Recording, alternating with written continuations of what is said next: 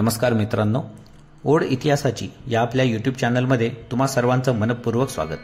मित्रांनो, आज आपण आलो आहोत पुणे जिल्ह्यामधील मावळ तालुक्यामध्ये असणाऱ्या तळेगाव दाभाडे या शहरामध्ये. मित्रांनो, ह्या शहराची खासियत अशी की इथे आहे सरसेनापती उमाबाई दाभाडे यांचं समाधी स्मारक. मित्रांनो, या समाधी स्मारकाला भेट देण्यासाठी तळेगावमध्ये आल्यानंतर तुम्ही कुणालाही विचारलं की बनेश्वर शिवमंदिर कुठे आहे, तर या शिवमंदिरापर्यंतचा रस्ता तुम्हाला सहजरित्या सापडेल. मित्रांनो, हे देखील एक पुरातन शिवालय आहे. या बनेश्वर शिवमंदिराच्या समोर जो पुष्करणी तलाव आहे, या पुष्करणी तलावामुळे ह्या मंदिराचं प्राचीनत्व सिद्ध होते. पुष्करणी तलावाची सध्या थोडीफार पडझड झाली आहे, मात्र हे पुष्करणी तलावामुळे हे सिद्ध होतं की हे अतिशय जुनं मंदिर होतं. तर मित्रांनो, मंदिरामध्ये प्रवेश करण्याच्या आधीच आपल्याला उजव्या हाताला सरसेनापती उमाबाई दाभाडे यांचं समाधीस्थळ आपल्याला दिसून येते. मित्रांनो, हे आहे त्यांचे समाधी वृंदावन, समाधीस्थळ सरसेनापती उमाबाई दाभाडेंचे. मित्रांनो, आपल्या मराठा साम्राज्याच्या इतिहासामधील एकमेव महिला सरसेनापती उमाबाई दाभाडे यांची ही समाधी. तर मित्रांनो, आपल्या हिंदुस्थानमधील जो गुजरात प्रांत आहे, या गुजरात प्रांताची चौथाई वसूल करण्याचे हक्क या दाभाडे घराण्याला मिळाले होते. मित्रांनो, छत्रपती शिवाजी महाराजांनी सुरतेवर स्वारी केली होती, हा इतिहास तुम्हाला माहिती असेलच. मात्र शिवरायांच्या नंतर सुरतेवरती हल्ला करणारे मराठे म्हणजे या तळेगावमधील दाभाडे घराण्यातील शूरवीर योद्धे होते. मित्रांनो, या सुरत प्रांताचे एकूण 28 महाल होते, म्हणजे 28 असे छोटे छोटे प्रांत होते. या 28 पैकी 14 प्रांतावरती मराठ्यांची जरब होती आणि या 14 प्रांताचे चौथाई व कर वसुलीचे हक्क हे मराठ्यांना मिळाले होते. ते केवळ या दाभाडे घराण्यातील शूरवीर योद्ध्यामुळेच, आणि ह्या लढाईचं नेतृत्व करत होत्या स्वतः उमाबाई दाभाडे.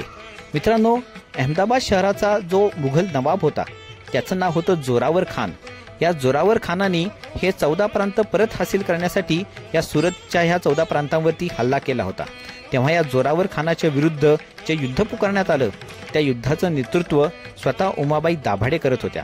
उमाबाई दाभाडेंच्या नेतृत्वाखाली मराठा सैन्याने या जोरावर खानाला परतावून लावलं व आपले 14 सुभे सुरक्षित ठेवण्याचं काम यांनी केलं होतं.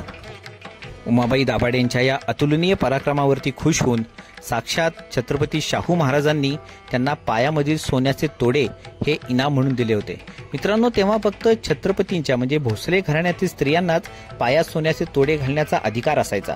मात्र ह्या छत्रपतींच्या भोसले घराण्याच्या व्यतिरिक्त उमाबाई दाभाडे अशी एकमेव स्त्री वीरांगना होत्या, अशा एकमेव स्त्री व्यक्ती होत्या की ज्यांना पायामध्ये सोन्याचे तोडे घालण्याचा बहुमान हा तेव्हा प्राप्त झाला होता. तर मित्रांनो, तुम्हाला हीच विनंती की जेव्हा जेव्हा तुम्ही पुणे शहरापाशी याल, पुणे शहराच्या जवळ असणाऱ्या लोणावळा, तळेगाव दाभाडे, देहू रोड या प्रांतामध्ये जेव्हा जेव्हा तुम्ही याल कोणत्याही कामासाठी, कशा फिरण्यासाठी, तेव्हा वेळात वेळ काढून तळेगावमध्ये या बनेश्वर मंदिराच्या जवळ असणाऱ्या या उमाबाई दाभाडेंच्या समाधी स्मारकाचं दर्शन तुम्ही अवश्य घ्या. या एका अविख्यात वीरांगनेचं, एकमेव महिला सरसेनापतींच्या या समाधी स्मारकाचं दर्शन तुम्ही अवश्य घ्या, हीच तुम्हाला विनंती. मित्रांनो, धन्यवाद. जय भवानी, जय शिवराय. तर मित्रांनो, उमाबाई दाभाडे यांच्या समाधी स्मारकाचे दर्शन घेतल्यानंतर तळेगाव नगरीमधील एक आवर्जून बघण्याचे ठिकाण म्हणजे तळेगाव शहराचे ग्रामदैवत असलेले श्री डोळसनाथ महाराज यांचं हे अतिशय सुंदर मंदिर.